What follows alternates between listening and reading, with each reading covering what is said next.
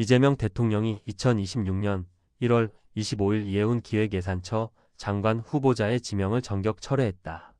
청문회 과정에서 불거진 각종 비리 의혹과 그에 대한 후보자의 해명이 일반적인 국민 정서와 도덕적 기준에 미치지 못했다는 판단 때문이다.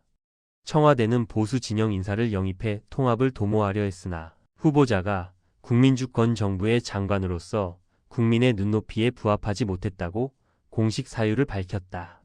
그동안 언론의 검증과 국회 청문회 과정을 통해서 이해훈 후보자를 둘러싼 많은 의혹과 문제가 제기되었다.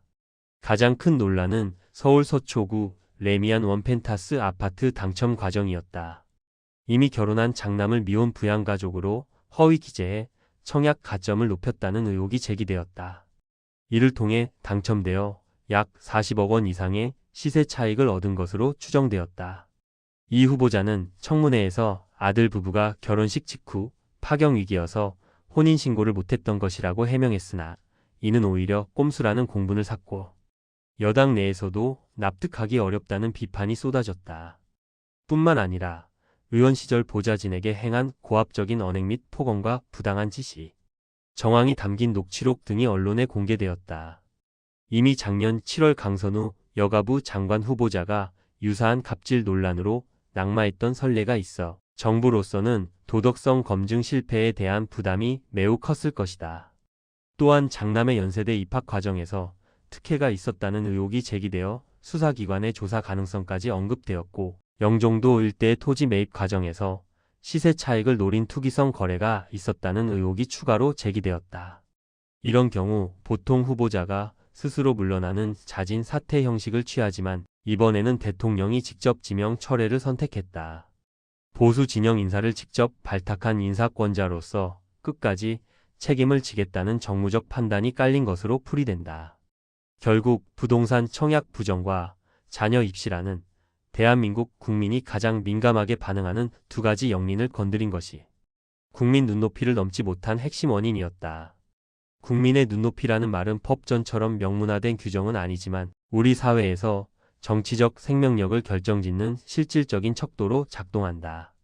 이 개념은 단순히 사람들이 싫어한다는 느낌을 넘어 공정성, 박탈감, 그리고 공감 능력이라는 기준에서 얘기할 수 있다. 공정성은 나와 내 아이는 규칙을 지키며 고생하는데 왜 권력자는 편법, 부정청약, 입시 특혜로 지름길을 가는가? 에 대한 분노이다. 박탈감은 특히 부동산이나 자녀 교육처럼 전 국민의 관심사가 걸린 문제에서 일반인은 상상할 수 없는 이득을 취했을 때 발생하는 정서적 괴리라고 할 수 있다. 그리고 공감 능력이란 보좌진에 대한 갑질처럼 타인을 대하는 태도에서 저 사람이 과연 공직자로서 약자를 대변할 인격이 있는가? 를 묻는 도덕적 잣대로 정의할 수 있다.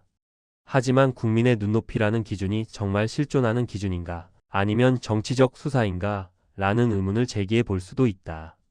이재명 정부 출범 이후 임명된 장관들 가운데 그 기준에 미치지 못했다고 평가받는 장관 후보자들도 분명히 있었기 때문이다. 그래서 그때그때의 필요에 따라서 정치적 상황에 따라서 이연령 비연령처럼 사용되는 정치적 수사에 불과한 것은 아닌가 하는 생각도 든다. 그럼에도 불구하고 한 가지 분명한 사실은 우리 시대가 요구하는 공직자의 도덕성에 관한 허들이 높아졌다는 점이다. 20, 30년 전에는 관례로 여겨졌던 위장 전입이나 논문 표절이 지금은 공직 낙마 사유가 되는 것이 대표적이다. 그리고 그 허들은 언론 보도 이후 진행되는 실시간 여론조사 지표로 나타난다. 여론조사는 곧 국민의 눈높이를 수치화한 것이기 때문이다. 부정 여론이 일정 수준, 보통 60% 이상을 넘어서면 정권으로서는 국정 운영에 부담을 느끼지 않을 수 없는 것이다. 여기서 중요한 대목은 이처럼 시대가 요구하는 도덕적 허들은 높아졌는데 왜 정작 현실의 정치판에서는 도덕성 없는 인사들이 당당히 기용되는가? 라는 점이다. 오늘날 국민의 눈높이라는 도덕적 기준은 이번 이해훈 후보자 낙마 사태와 같이 개별 사안에 대한 엄격함은 강화되었지만 진영 논리에 의한 면죄 부라는 새로운 방어 기제가 생겨나면서 실질적으로는 퇴보한 것처럼 보일 수도 있기 때문이다. 이 부분이 현대 민주주의가 직면한 뼈아픈 역설이다. 과거에는 보편적인 도덕적 결격 사유, 예를 들어 뇌물이나 병역 비리 등이 드러나면 여야를 막론하고 사퇴하는 분위기가 형성되었다. 하지만 지금은 도덕적 비난이 상대 진영의 공격 수단으로 전락하면서 우리 편이니까 지켜야 한다라는 논리가 작동한다. 후보자의 도덕성 결여보다 그가 낙마했을 때 우리 진영이 입을 정치적 타격을 더 크게 우려하는 것이다. 더 나아가서 저쪽은 더 나쁜 짓을 했는데 왜 우리에게만 엄격하냐는 논리, 즉 상대적 도덕주의가 후보자의 도덕적 결함을 정당화하는 도구로 쓰이기도 한다.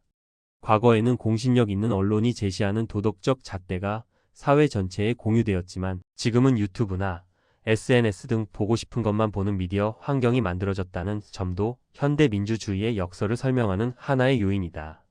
오늘날 특정 진영의 지지자들은 자기 진영에 속한 후보자의 비리를 가짜 뉴스나 정치 공작으로 치부하며 눈을 감아버리기도 한다. 이는 국민의 눈높이 자체가 진영별로 두 개로 쪼개졌음을 의미한다.